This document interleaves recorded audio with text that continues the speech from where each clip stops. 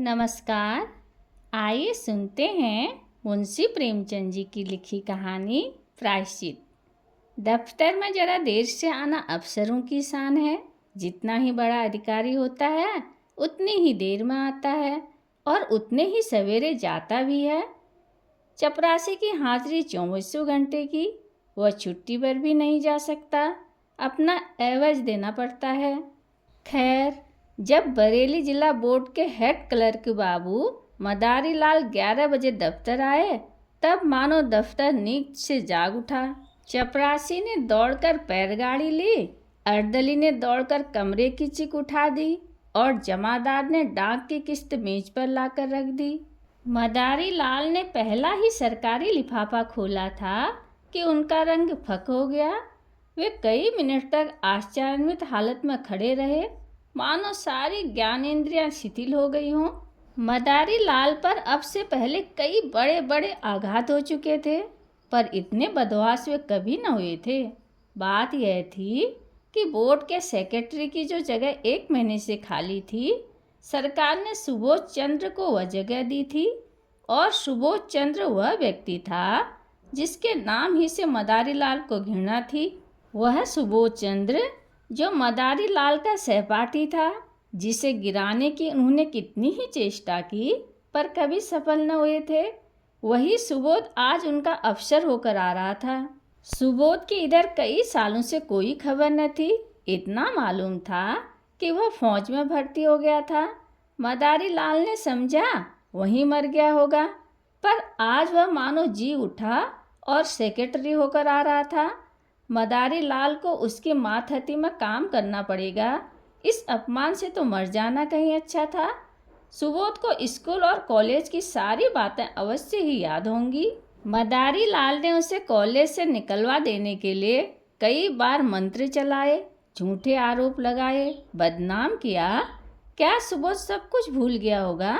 नहीं, कभी नहीं। वह आते ही पुरानी कसर निकालेगा। मदारी बाबू को अपने प्राण रक्षा का कोई उपाय न सूझता था। मदारी और सुबोध के ग्रहों में भी विरोध था। दोनों एक ही दिन एक ही शाला में भर्ती हुए थे और पहले दिन से ही दिल में ईर्ष्या और द्वेष की वह चिंगारी पड़ गई जो आज 20 वर्ष बीतने पर भी न बुझी थी। सुबोध का अपराध यही था कि वह मदारी लाल से हर एक बात में बड़ा हुआ था। दिल डौल, रंग रूप, रीति व्यवहार, विद्या बुद्धि, ये सारे मैदान उसके हाथ थे। मदारी लाल ने उसका यह अपराध कभी क्षमा नहीं किया। सुबोध 20 वर्ष तक निरंतर उसके हृदय का कांटा बना रहा। जब सुबोध डिग्री लेकर अपने घर चला गया और मदारी फेल होकर इस दफ्तर में नौकर हो गए, तब उनका चित्त शांत हुआ। किंतु जब यह मालूम हुआ कि सुबोध बसरे जा रहा है, जब तो मदारी लाल का चेहरा खिल उठा। उनके दिल से वह पुरानी फांस निकल गई। पर हाँ, हतभाग्य, आज वह पुराना नासूर सद्गुण होकर टीस और जलन के साथ खुल गया। आज उसकी किस्मत सुबोध के हाथ में थी। ईश्वर इतना अन्यायी है, विधि इतना कठोर। जब जरा चित्त शांत हुआ, तब मदारी ने दफ्तर के क्लर्कों को सरकारी हुक्म सुनाते हुए कहा, अब आप लोग जरा हाथ पांव संभाल कर रहिएगा। सुबोध चंद्र वे आदमी नहीं हैं जो भूलों को क्षमा कर दें। एक क्लर्क ने पूछा, क्या बहुत सख्त हैं? मदारी लाल ने मुस्कुराकर कहा, वह तो आप लोगों को 2-4 दिन में ही मालूम हो जाएगा। मैं अपने मुंह से किसी की क्या शिकायत करूं? बस चेतावनी दे दी कि जरा हाथ पांव संभाल कर रहिएगा। आदमी योग्य है, पर बड़ा ही क्रोधी, बड़ा दंभी। गुस्सा तो उसकी नाक पर रहता है, खुद हजारों हजम कर जाए और डकार तक न ले। पर क्या मजाल कि कोई माथत एक कौड़ी भी हजम कर जाए। ऐसे आदमी से ईश्वर ही बचाए। मैं तो सोच रहा हूँ कि छुट्टी लेकर घर चला जाऊँ। दोनों वक्त घर पर हाजिरी बजानी होगी। आप लोग आज से सरकार के नौकर नहीं, सेक्रेटरी साहब के नौकर हैं। कोई उनके लड़के को पढ़ाएगा, कोई बाजार से सौदा सुरूफ लाएगा और कोई उन्हें अखबार सुनाएगा, और चपरासियों के तो शायद दफ्तर में दर्शन ही न हो। इस प्रकार सारे दफ्तर को सुबोध चंद्र की तरफ से भड़काकर मदारी लाल ने अपना कलेजा ठंडा किया। इसके एक सप्ताह बाद सुभाष चंद्र गाड़ी से उतरे। तब स्टेशन पर दफ्तर के सब कर्मचारियों को हाजिर पाया। सब उसका स्वागत करने आए थे। मदारी लाल को देखते ही सुबोध तेजी के साथ लपककर उसके गले में लिपट गए और बोले, तुम खूब मिले भाई, यहाँ कैसे आए? ओह, आज एक युग के बाद भेंट हुई। मदारी लाल बोले, यहाँ जिला बोर्ड के दफ्तर में हेड क्लर्क हूँ। आप तो कुशल से हैं? सुबोध चंद्र, अजी मेरा न पूछो, बसरा, फ्रांस, मिस्र और न जाने कहाँ कहाँ मारा मारा फिरा। तुम दफ्तर में हो यह बहुत ही अच्छा हुआ। मेरी तो समझ ही में ना आता था कि कैसे काम चलेगा। मैं तो बिल्कुल कोरा हूँ, मगर जहाँ जाता हूँ मेरा सौभाग्य ही मेरे साथ जाता है। बसरा में भी सभी अफसर खुश थे। फ्रांस में भी खूब चैन किया। 2 साल में कोई 25,000 रुपये बना लाया और सब उड़ा दिया। वहाँ से आकर कुछ दिनों तक को ऑपरेशन दफ्तर में मटर गश्ती करता रहा। यहाँ आया तब तुम मिल गए। क्लर्कों को देखकर, ये लोग कौन हैं?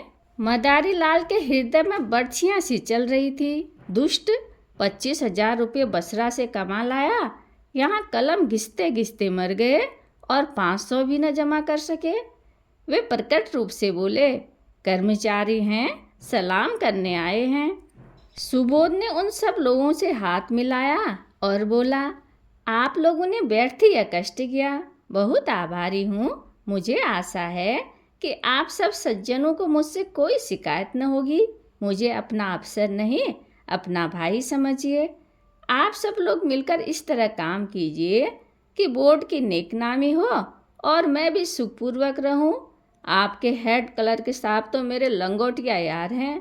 एक वाक चतुर क्लर्क ने कहा, हम सब हुजूर के ताबेदार हैं, यथाशक्ति आपको असंतुष्ट न करेंगे, लेकिन आदमी ही हैं। अगर कोई भूल हो ही जाए तो हुजूर उसे क्षमा करेंगे। सुबोध ने नम्रता से कहा, यही मेरा सिद्धांत है और हमेशा से यही सिद्धांत रहा है। जहाँ रहा मातहतों से मित्रों का सा बर्ताव किया। हम और आप दोनों ही किसी तीसरे के गुलाम हैं। फिर रौब कैसा और अफसरी कैसी? हाँ, हमें नेक नियत के साथ अपना कर्तव्य पालन करना चाहिए। जब सुबोध से विदा होकर कर्मचारी लोग चले गए तब आपस में बातें होने लगी। आदमी तो अच्छा मालूम होता है। हेड क्लर्क के कहने से तो ऐसा मालूम होता था कि सबको कच्चा ही खा जाएगा। पहले सभी ऐसे ही बात करते हैं, ये दिखावे के दांत हैं। सुबोध को आए 1 महीना गुजर गया। बोर्ड के क्लर्क, अर्दली, चपरासी सभी उसके बर्ताव से खुश हैं। वह इतना प्रसन्न चित्त है, इतना नम्र है कि जो उससे एक बार मिला है सदैव के लिए उसका मित्र हो जाता है। कठोर शब्द तो उसकी जबान पर आता ही नहीं। सुबोध इनकार को भी वह अप्रिय नहीं होने देता, लेकिन द्वेष की आंखों में गुण और भी भयंकर हो जाता है। सुबोध के ये सारे सद्गुण मदारी लाल की आंखों में खटकते रहते हैं।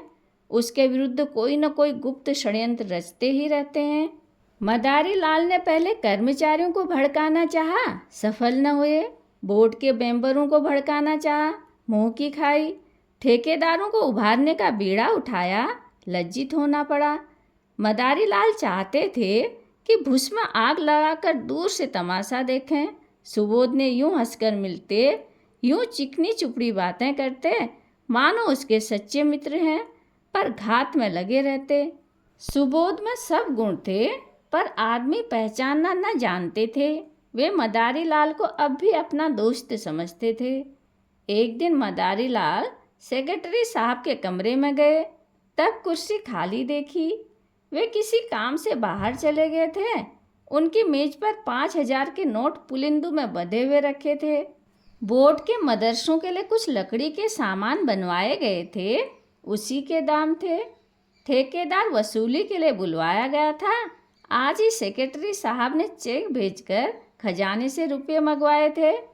मदारी लाल ने बरामदे से झांक कर देखा, सुबोध का कहीं पता नहीं। उनकी नीयत बदल गई। मदारी लाल की ईर्ष्या में लोभ का सम्मिश्रण हो गया।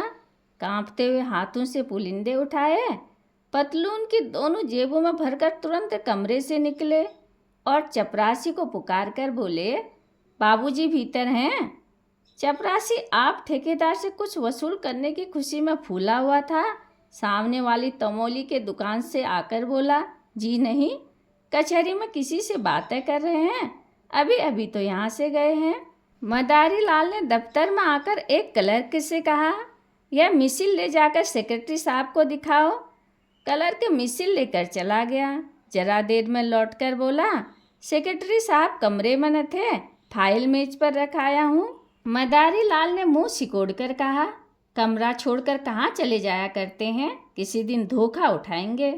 क्लर्क ने कहा, उनके कमरे में दफ्तर वालों के सिवा और जाता ही कौन है। मदारी लाल ने तीव्र स्वर में कहा, तो क्या दफ्तर वाले सबके सब देवता हैं? कब किसकी नीयत बदल जाए कोई नहीं कर सकता। मैंने छोटी छोटी रकमों पर अच्छे अच्छों की नीयत बदलती देखी है। इस वक्त हम सभी साह हैं, लेकिन अवसर पाकर शायद ही कोई चूके। मनुष्य की यही प्रकृति है। आप जाकर उनके कमरे के दोनों दरवाजे बंद कर दीजिए। क्लर्क ने टाल कर कहा, चपरासी तो दरवाजे पर बैठा हुआ है। मदारी लाल ने झुंझला कर कहा, आपसे मैं जो कहता हूँ वह कीजिए। कहने लगे, चपरासी बैठा हुआ है। चपरासी कोई ऋषि है, मुनि है? चपरासी ही कुछ उठा दे तो आप उसका क्या कर लेंगे? जमानत भी तो 300 की, यहाँ एक एक कागज लाखों का है। यह कहकर मदारी लाल खुद उठे और दफ्तर के द्वार दोनों तरफ से बंद कर दिए। जब मदारी लाल का चित्त शांत हुआ तब नोटों के पुलिंदे जेब से निकालकर एक अलमारी में कागजों के नीचे अच्छी तरह छिपा कर रख दिए। फिर आकर अपने काम में व्यस्त हो गए। सुबोध चंद्र कोई घंटे भर में लौटे। तब उनके कमरे का द्वार बंद था। दफ्तर में आकर मुस्कुराते हुए बोले, मेरा कमरा किसने बंद कर दिया है? भाई, क्या मेरी बेदखली हो गई? मदारी लाल ने खड़े होकर मृदु तिरस्कार दिखाते हुए कहा, साहब, गुस्ताखी माफ हो। आप जब कभी बाहर जाएं, चाहे 1 मिनट के लिए ही क्यों न हो, तब दरवाज़ा बंद कर दिया करें। आपकी मेज पर रुपये, पैसों और सरकारी कागज पत्र बिखरे पड़े रहते हैं। न जाने किस वक्त किसकी नीयत बदल जाए। मैंने अभी सुना कि आप कहीं बाहर गए हैं तो दरवाज़ा बंद कर दिया। सुबोध चंद्र द्वार खोलकर कमरे में गए और सिगार पीने लगे। मेज पर नोट रखे हुए हैं, इसकी खबर ही न थी। सहसा ठेकेदार ने आकर सलाम किया तो सुबोध कुर्सी से उठ बैठे और बोले, तुमने बहुत देर कर दी, तुम्हारा ही इंतजार कर रहा था। 10 ही बजे रुपये मंगवा दिए थे, रसीद लिखवा लाए हो ना? ठेकेदार, हुजूर, रसीद लिखवा लाया हूँ। सुबोध चंद्र, तो अपने रुपये ले जाओ। तुम्हारे काम से मैं बहुत खुश नहीं हूँ। लकड़ी तुमने अच्छी नहीं लगाई और काम में सफाई भी नहीं है। अगर ऐसा काम फिर करोगे तो ठेकेदारों के रजिस्टर से तुम्हारा नाम हमेशा के लिए निकाल दिया जाएगा। यह कहकर सुबोध ने मेज पर निगाह डाली। वहाँ नोटों के पुलिंदे न थे। सोचा, शायद किसी फाइल के नीचे दब गए हों। कुर्सी के समीप के सब कागज उलट पुलट डाले, मगर नोटों का कहीं पता नहीं। नोट कहाँ गए? अभी तो यहीं मैंने रख दिए थे, जा कहाँ सकते हैं? सुबोध बार बार फिर फाइलों को उलटने पुलटने लगे। दिल में जरा जरा धड़कन होने लगी। सारी मेज के कागज छान डाले, पुलिंदों का पता नहीं। तब वे कुर्सी पर बैठकर इस आधे घंटे में होने वाली घटनाओं की मन में आलोचना करने लगे। चपरासी ने नोटों के पुलिंदे लाकर मुझे दिए, खूब याद है। भला यह भी भूलने की बात है? और इतनी जल्द? मैंने नोटों को लेकर यही मेज पर रख दिया, गिना तक नहीं। फिर वकील साहब आ गए, पुराने मुलाकाती हैं।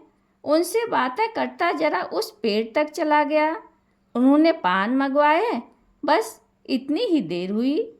जब गया हूँ तब पुलिंदे रखे हुए थे, खूब अच्छी तरह याद है।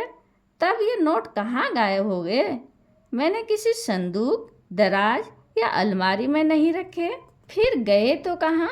शायद दफ्तर में किसी ने सावधानी के लिए उठाकर रख दिए हों। यही बात है, मैं बैठे ही इतना घबरा गया। छी!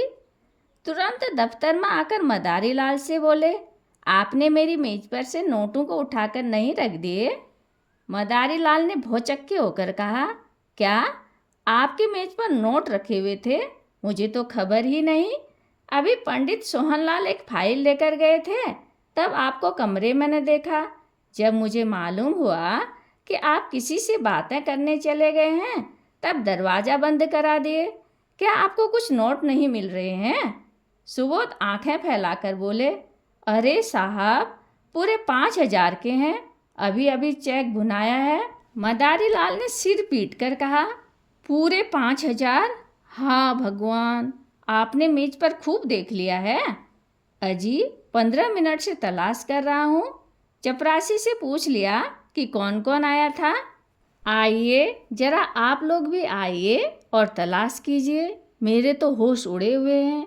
सारा दफ्तर सेक्रेटरी साहब के कमरे की तलाशी लेने लगा। मेज, अलमारियां, संदूक सब देखे गए। रजिस्टरों के वर्क उलट पुलट कर देखे गए, मगर नोटों का कहीं पता नहीं। कोई उड़ा ले गया। अब इनमें कोई सुबह न था। सुबोध ने एक लंबी सांस ली और कुर्सी पर बैठ गए। चेहरे का रंग फक हो गया, जरा सा मुंह निकल आया। इस समय कोई उन्हें देखता तो समझता कि महीनों से बीमार हैं। मदारी लाल ने सहानुभूति दिखाते हुए कहा, गजब हो गया, और क्या, आज तक कभी ऐसा अंधेर न हुआ था। मुझे यहाँ काम करते 10 साल हो गए, कभी धेले की चीज़ भी गायब न हुई। मैं आपको पहले दिन सावधान कर देना चाहता था कि रुपये पैसे के विषय में होशियार रहेगा, मगर शुद्धनी थी, ख्याल न रहा। जरूर बाहर से कोई आदमी आया और नोट उड़ाकर गायब हो गया। चपरासी का यही अपराध है कि उसने किसी को कमरे में जाने ही क्यों दिया। वह लाख कसम खाए कि बाहर से कोई नहीं आया, लेकिन मैं इसे मान नहीं सकता। यहाँ से तो केवल पंडित सोहनलाल एक फाइल लेकर गए थे, मगर दरवाजे ही से झाँक कर चले आए।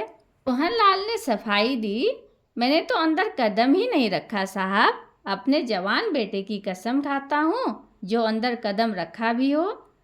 मदारी लाल ने माथा सिकोड़ कर कहा, आप व्यर्थ में कसम क्यों खाते हैं? कोई आपसे कुछ कहता है? सुबोध के कान में, बैंक में कुछ रुपए हों तो निकाल कर ठेकेदार को दे दिया जाए, वरना बड़ी बदनामी होगी। नुकसान तो हो ही गया, अब उसके साथ अपमान क्यों हो? सुबोध ने करुण स्वर में कहा, बैंक में मुश्किल से 200-400 रुपये होंगे भाईजान। रुपये होते तो क्या चिंता थी, समझ लेता। जैसे 25,000 उड़ गए, वैसे ही 30,000 भी उड़ गए। यहाँ तो कफन को भी कौड़ी नहीं। उसी रात को सुबोध चंद्र ने आत्महत्या कर ली। इतने रुपयों का प्रबंध करना उनके लिए कठिन था। मृत्यु के पर्दे के सिवा सुबोध को अपनी वेदना, अपनी व्यवस्था को छिपाने की और कोई आड़ न थी। दूसरे दिन प्राप्त चपरासी ने मदारी लाल के घर पहुंचकर आवाज़ दी। मदारी लाल को रात भर नींद न आई थी, घबराकर बाहर आए। चपरासी उन्हें देखते ही बोला, हुजूर, बड़ा गजब हो गया। सेक्रेटरी साहब ने रात को गर्दन पर छुरी फेर ली। मदारी लाल की आंखें ऊपर चढ़ गई, मुंह फैल गया और सारी देह सिहर उठी, मानो उनका हाथ बिजली के तार पर पड़ गया हो। छुरी फेर ली? जी हाँ, आज सवेरे मालूम हुआ वहाँ बहुत से पुलिस वाले जमा हैं, आपको बुलाया है। लाश अभी पड़ी हुई है? जी हाँ, अभी डॉक्टरी होने वाली है। बहुत से लोग जमा हैं, सब बड़े बड़े अफसर जमा हैं हुजूर। लाश की ओर ताकते नहीं बनता। कैसा भला मानुस हीरा आदमी था। सब लोग रो रहे हैं। छोटे छोटे 2 बच्चे हैं, एक सयानी लड़की है, ब्याहने लायक। बहू जी को लोग कितना रोक रहे हैं, पर बार बार दौड़कर लाश के पास आ जाती है। कोई ऐसा नहीं है जो रुमाल से आंख न पोंछ रहा हो। अभी इतने ही दिन आए हुए पर सबसे कितना मेलजोल हो गया था। रुपये की तो कभी परवाह ही नहीं की। दिल दरियाब था। मदारी लाल के सिर में चक्कर आने लगा। अगर वे द्वार की चौखट पकड़कर अपने को संभाल न लेते तो शायद गिर पड़ते। पूछा, बहू जी बहुत रो रही थी? कुछ न पूछिए हुजूर, पेड़ की पत्तियां झड़ी जाती हैं, आँख फूल कर गूलर हो गई हैं। कितने लड़के बतलाए तुमने? हुजूर, 2 लड़के हैं और 1 लड़की। नोटों के बारे में भी बातचीत हो रही होगी। जी हाँ, सब लोग यही कहते हैं कि दफ्तर के किसी आदमी का काम है। दरोगा जी तो सोहनलाल को गिरफ्तार करना चाहते थे, पर शायद आपसे सलाह लेकर करेंगे। सेक्रेटरी साहब तो लिख गए हैं कि मेरा किसी भी कर्मचारी पर शक नहीं है। क्या सेक्रेटरी साहब कोई खत लिखकर छोड़ गए हैं? हाँ, मालूम होता है। छुरी चलाते वक्त याद आई कि सुबह में दफ्तर के सब लोग पकड़ लिए जाएंगे। बस कलेक्टर साहब के नाम उन्होंने एक चिट्ठी लिख दी। क्या चिट्ठी में मेरे बारे में भी कुछ लिखा है? तुम्हें यह कैसे मालूम होगा? हुजूर, अब मैं क्या जानूं? मुदा इतना सब लोग कहते थे कि आपकी बड़ी तारीफ लिखी है। मदारीलाल की सांस और तेज हो गई। आंखों से आंसू की 2 बड़ी बड़ी बूंदें गिर पड़ी। आंखें पोंछते हुए बोले, वे और मैं एक साथ के पड़े थे नंदू। 8-10 साल साथ रहा, साथ उठते बैठते, साथ खाते, साथ खेलते, बस इसी तरह रहते थे जैसे 2 सगे भाई रहते हों। खत में मेरी क्या तारीफ लिखी है, मगर तुम्हें क्या मालूम होगा?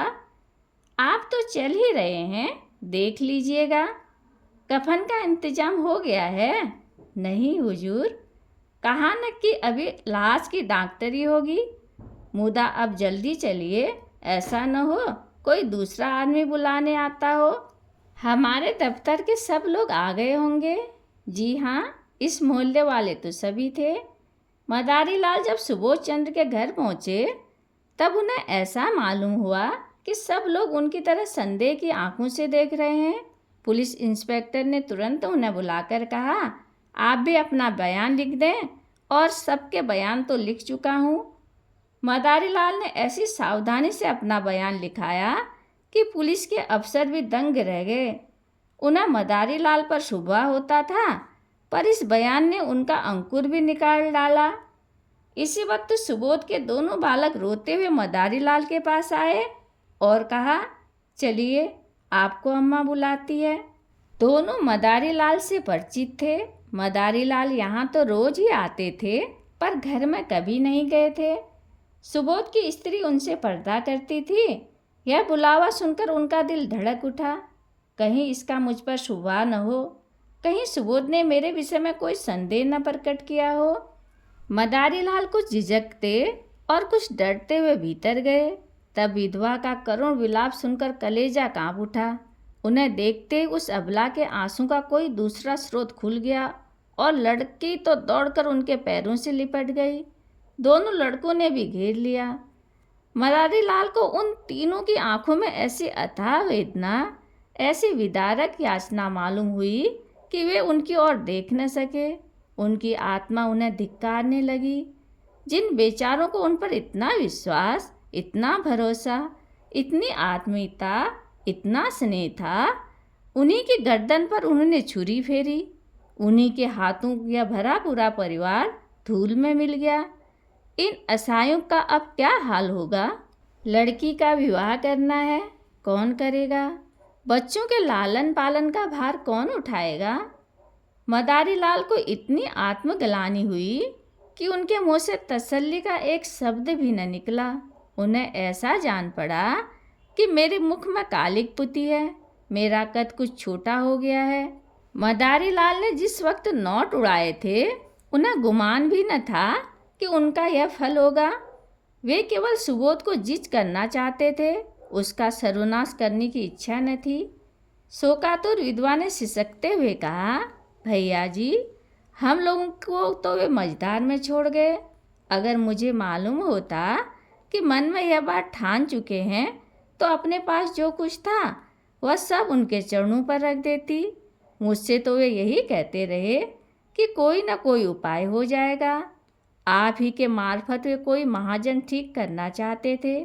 आपके ऊपर उन्हें कितना भरोसा था कि कह नहीं सकती। मदारीलाल को ऐसा मालूम हुआ कि कोई उनके हृदय पर नस्तर चला रहा है।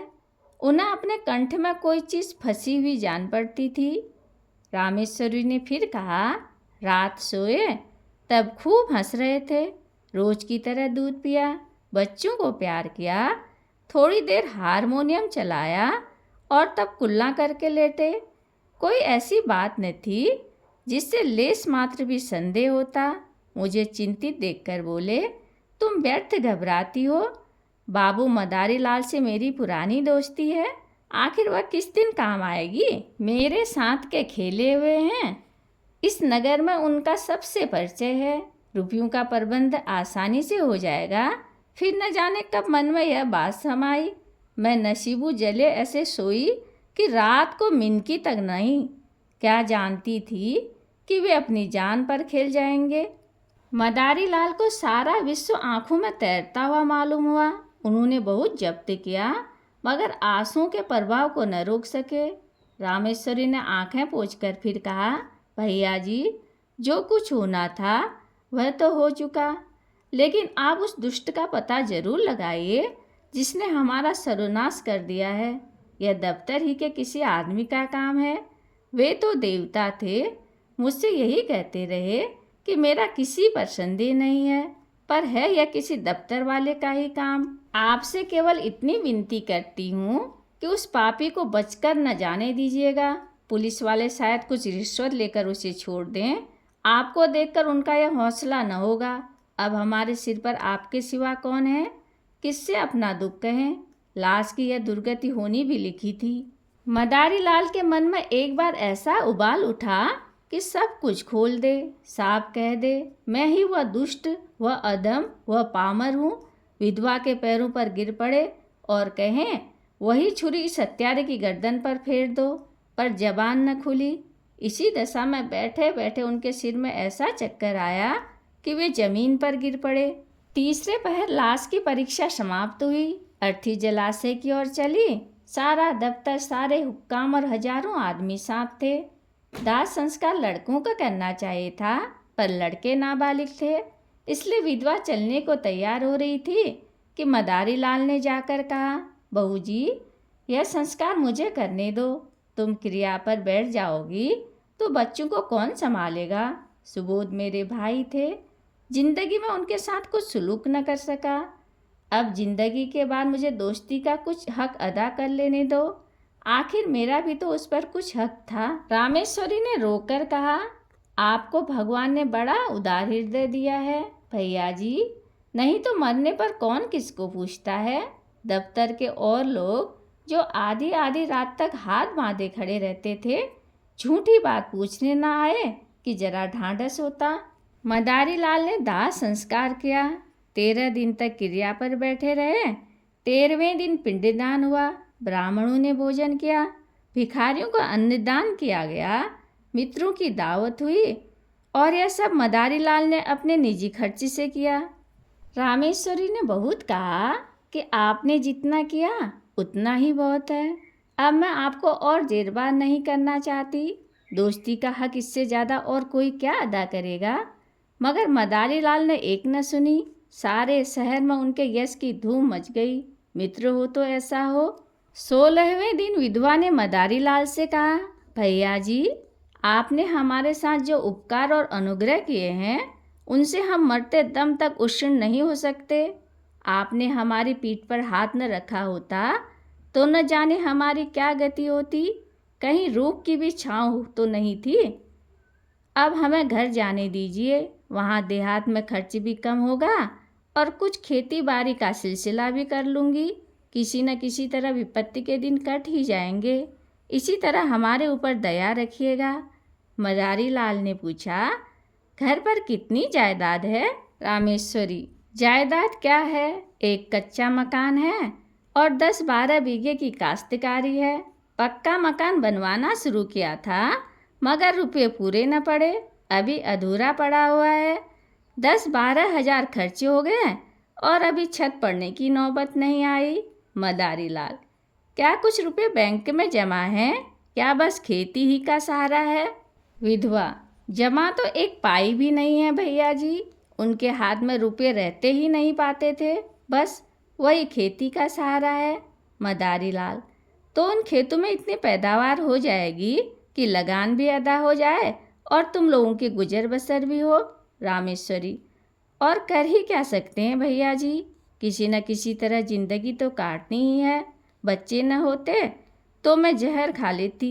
मदारी लाल, और अभी बेटी का विवाह भी तो करना है। विधवा, उसके विवाह की अब कोई चिंता नहीं। किसानों में ऐसे बहुत से मिल जाएंगे जो बिना कुछ लिए दिए विवाह कर लेंगे। मदारी लाल ने एक क्षण सोचकर कहा, अगर मैं कुछ सलाह दूं तो उसे मानेंगे आप? रामेश्वरी, भैया जी, आपकी सलाह न मानूंगी तो किसकी सलाह मानूंगी? और दूसरा है ही कौन? मदारी लाल, तो आप अपने घर चलने के बजाय मेरे घर चलिए। जैसे मेरे बाल बच्चे रहेंगे वैसे ही आपके भी रहेंगे। आपको कष्ट न होगा। ईश्वर ने चाहा तो कन्या का विवाह भी किसी अच्छे कुल में हो जाएगा। विधवा की आंखें सजल हो गई, बोली, मगर भैया जी सोचिए। मदारी लाल ने बात काट कर कहा, मैं कुछ न सोचूंगा और न कोई उज्र सुनूंगा। क्या दो भाइयों के परिवार एक साथ नहीं रहते? सुबोध को मैं अपना भाई समझता था और हमेशा समझूंगा। विधवा का कोई उज्र न सुना गया। मदारी लाल सबको अपने साथ ले गए और आज 10 सालों से उनका पालन कर रहे हैं। सुबोध के दोनों बच्चे कॉलेज में पढ़ते हैं और कन्या का एक प्रतिष्ठित कुल में विवाह हो गया।